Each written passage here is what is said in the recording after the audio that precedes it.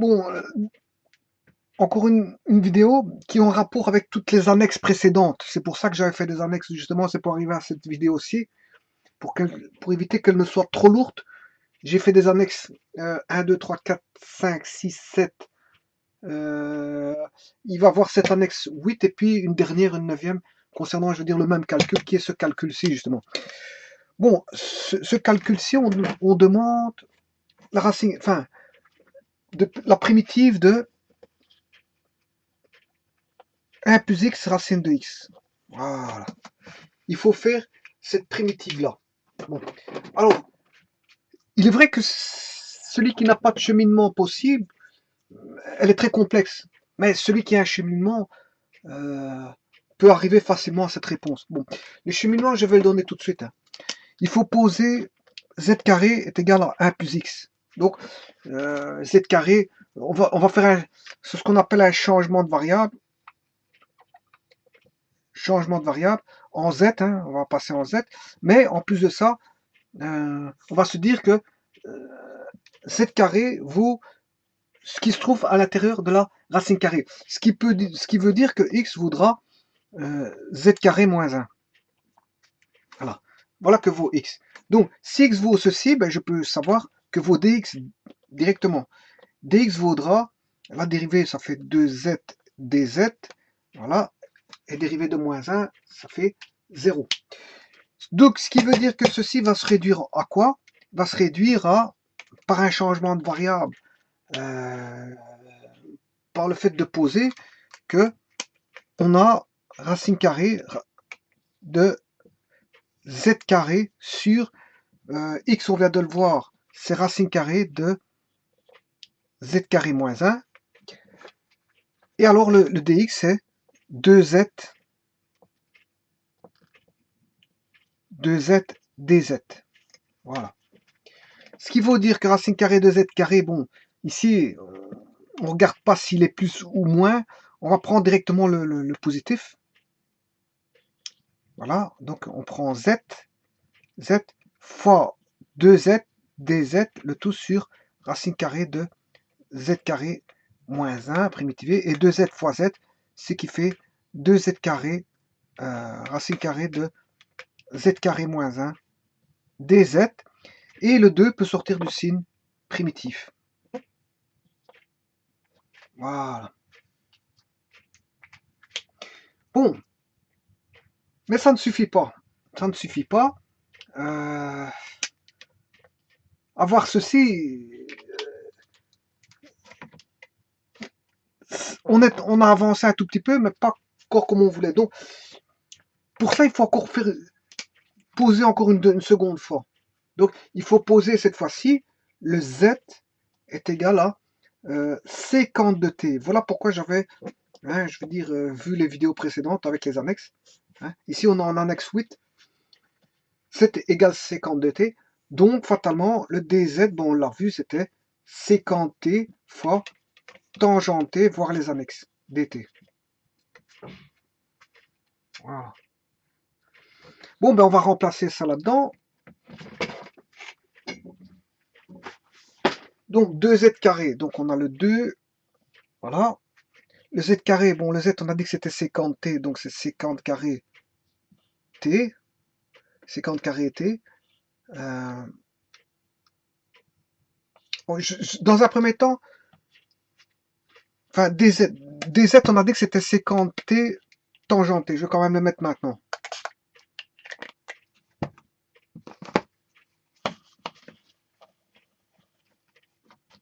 Donc, je vais quand même le mettre maintenant, sécant t tangent t. Le dz c'est sécant t tangent t dt, c'est ceci, le dz c'est ceci. Voilà. Donc je vais mettre z carré, ça fait sécant carré t, et dz vaut sécant t tangent t dt. Voilà. Et z carré moins 1, vous comprendrez que ce sera sécant carré t moins 1. Donc on va écrire tout ça.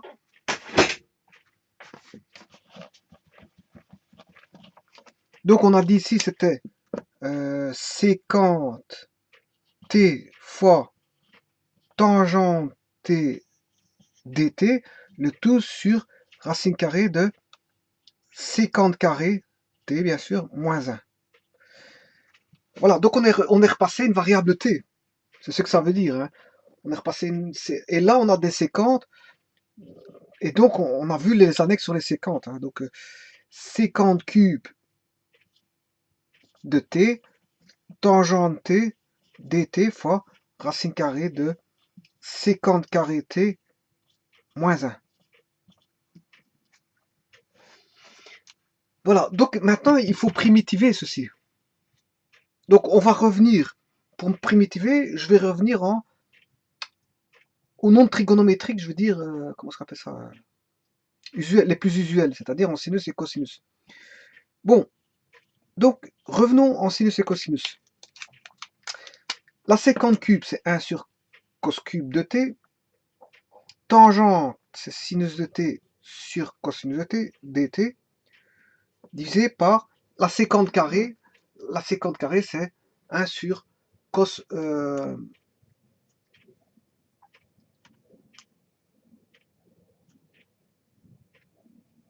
1 sur cos carré,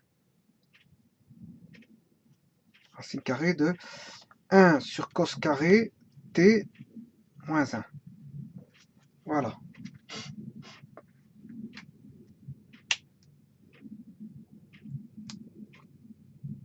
Bon, on va retravailler ceci, la partie là, dans un nouveau tableau, mais je vais d'abord faire les simplifications qui sont nécessaires.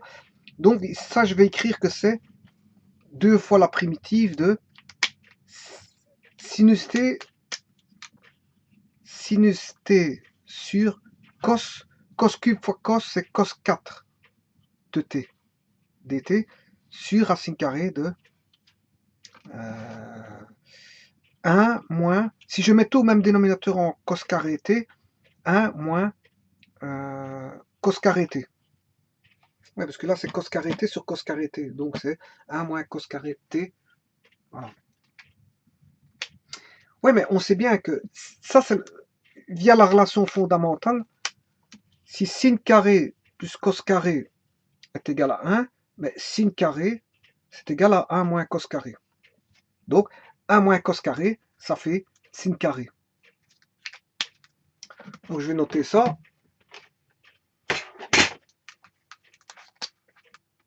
2 fois sinus de t. Je fais que recopier donc l'énoncé précédent. Sinus de t sur cos 4 de t, dt. Sin de t sur cos 4 de t, bien sûr, dt. Le tout divisé par 1 moins cos carré t sur cos carré. Donc, racine carrée de 1 moins cos carré t, qu'on a dit que ça faisait sinus carré t sur cos carré t. Voilà. Bon, ce qui fait 2 fois sinus carré t sur cos carré t, c'est tangente carré de t. Voilà. Ou en d'autres termes, c'est, si je prends la racine, ouais, enfin, je vais faire autrement, hein. C'est sinus de t sur cos 4 de t, le tout sur racine carrée de sinus de t sur cosinus de t, le tout au carré. Voilà, et je fais tomber la racine carrée avec le carré ici. Donc il va rester 2 sinus de t, bien sûr ici à dt, cos 4 de t sur sinus de t sur cosinus de t dt, ce qui est égal à 2 fois sinus de t, divisé par une fraction revient à multiplier par la fraction inverse. Voilà. Et on simplifie les sinus de t et il reste 2 sur la primitive de 1 sur cos cube de t. Voilà. Mais celle-ci, elle est connue.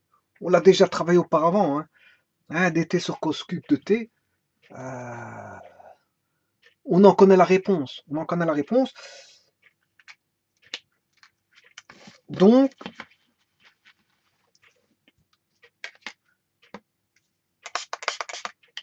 c'est la vidéo précédente, justement. C'était les deux vidéos précédentes qui parlaient de ceci, mais à une constante près, 2 fois la primitive de 1 sur cos cube de t dt. Et si on se rappelle des deux vidéos précédentes, rappelez-vous que c'est 2 fois 1 demi, voire vidéo précédente, hein, sinus de t sur, il y avait cos carré de t, plus ln de la primitive, enfin ln, il y avait sécante, la sécante c'est 1 sur cos t, sécante de t plus tangente de t. Voilà, c'est ce qu'on avait trouvé. Et ici, ça tombe bien parce que le 2 fois 1 demi, ça va se simplifier pour donner 1. Voilà. Voilà. Donc ça, c'était la réponse à 1 sur cos cube de t. Ça donnait ceci. Ouais, mais maintenant, il faut remonter en arrière. Que vaut t? Donc la réponse, c'est ceci. Hein. Que vaut t? On va voir les...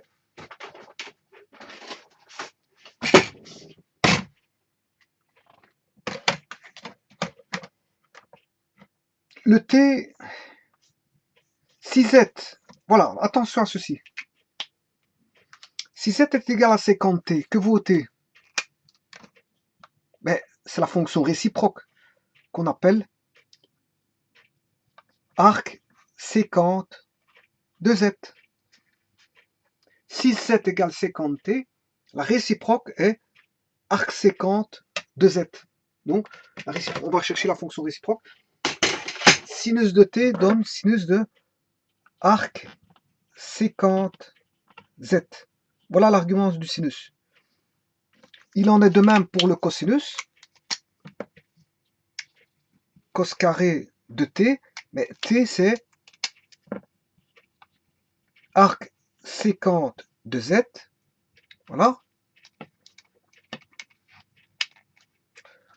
Plus logarithme népérien de sécante de t, c'est la sécante t,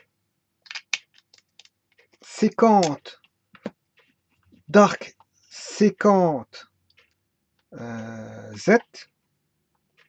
Voilà. Plus la tangente de t, et la tangente de t c'est arc sécante z. Voilà. Bien sûr ici il faut refermer. Hein. Voilà. Bon, alors, le z.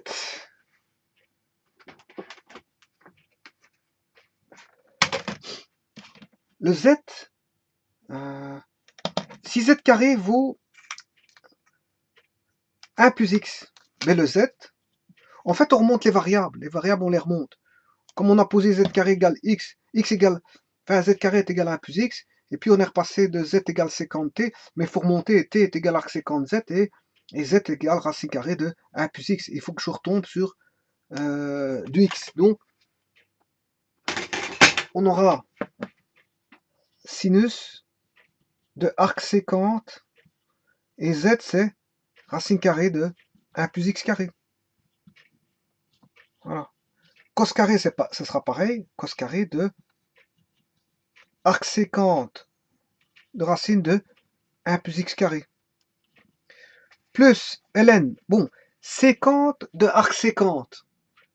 Ben, c'est une fonction, si on prend une fonction, on en prend la sécante, et puis qu'on en prend ça réciproque l'arc sécante, on retombe sur l'argument qui est z ici. Et donc le z, ici, ce sera racine carrée de 1 plus x carré. Ouais, parce que si vous prenez sinus d'arc sinus de θ, ben, la réponse, ça va être θ. Si on prend x carré de la racine carrée, ça fait x. Si on prend racine cubique du x cube, ça fait x. En fait, ce sont des fonctions réciproques. Donc, si je prends l'argument, que j'en prends le cube et puis la racine cubique, je tombe sur l'argument. Et il en est de même pour sécante et arc sécante. Ben, on en retrouvera z, mais comme z, c'est 1 plus racine carrée de 1 plus x carré, mais il faut noter ceci. Alors, la tangente, arc sécante,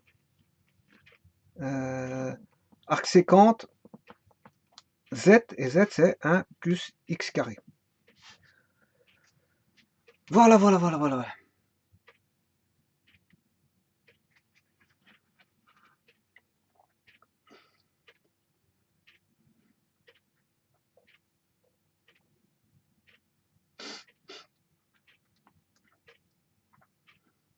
Bon,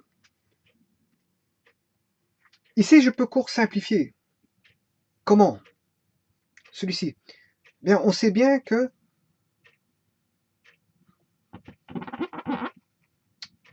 cos carré, ce sera cos fois cos. Arc sécante, racine de 1 plus x carré. Voilà. On aura cos fois cos. Bien sûr, les arguments étant identiques. Hein. Voilà. Mais ici, qu'est-ce qu'on retrouve? On retrouve 1 sur cos, qui est quoi, à votre avis? C'est la sécante. Ceci, c'est la sécante d'arc sécante racine de 1 plus x carré. Et on vient de dire que si je prends la sécante qui est 1 sur cos, de l'argument arc sécante,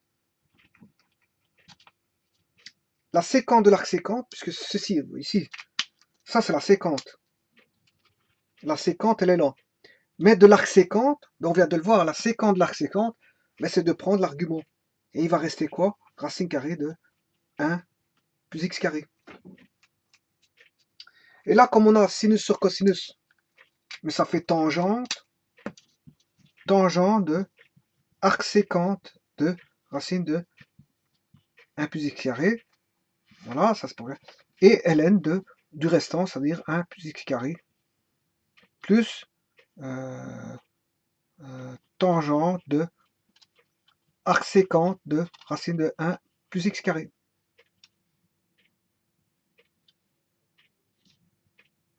Voilà. Et donc,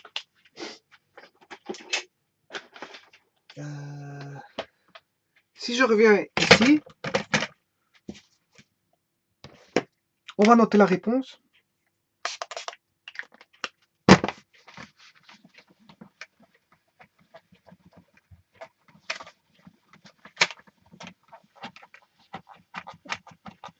Quelle est la primitive de 1 plus x racine carrée de x?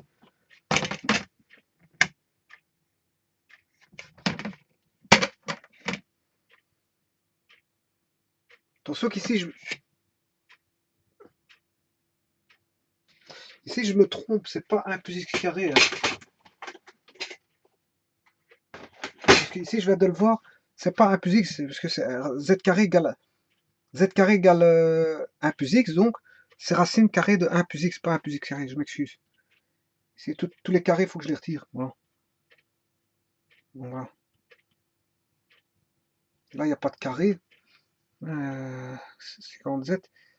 1 plus x, 1 plus x, 1 plus x, 1 plus x, 1 plus x, 1 plus x, 1 plus x, 1 plus x et 1 plus x. Voilà. Là, on est bon. Là, on est bon. Je sais pas pourquoi j'ai mis un carré, j'ai rajouté sans faire exprès un carré, mais qui n'a, je veux dire, aucun faire-valoir ici. Voilà. Donc ici, je vais répondre, je vais mettre la réponse. La réponse de ceci, c'est 1 plus x fois tangente de arc sécante racine de 1 plus x plus ln de valeur absolue racine carrée de 1 plus x plus tangent de arc sécante de racine carrée de 1 plus x. Voilà. Voilà que vaut la primitive de ceci. C'est égal à ceci. Et ceci, c'est l'annexe 8. Parce que l'annexe 9 va concerner la dérivée de ceci. Je vais trouver ceci. Voilà. Je vous remercie. Donc, tout ça pour vous dire que, bon, au travers de plusieurs annexes, pour calculer la primitive là, j'ai eu besoin de de 8 annexes avant de calculer cette primitive-là. Sans ça, bon, les calculs seraient, je veux dire, conséquents. Parce qu'il faudrait, ce qu'on devrait mettre en annexe séparément, on gagnerait de la place.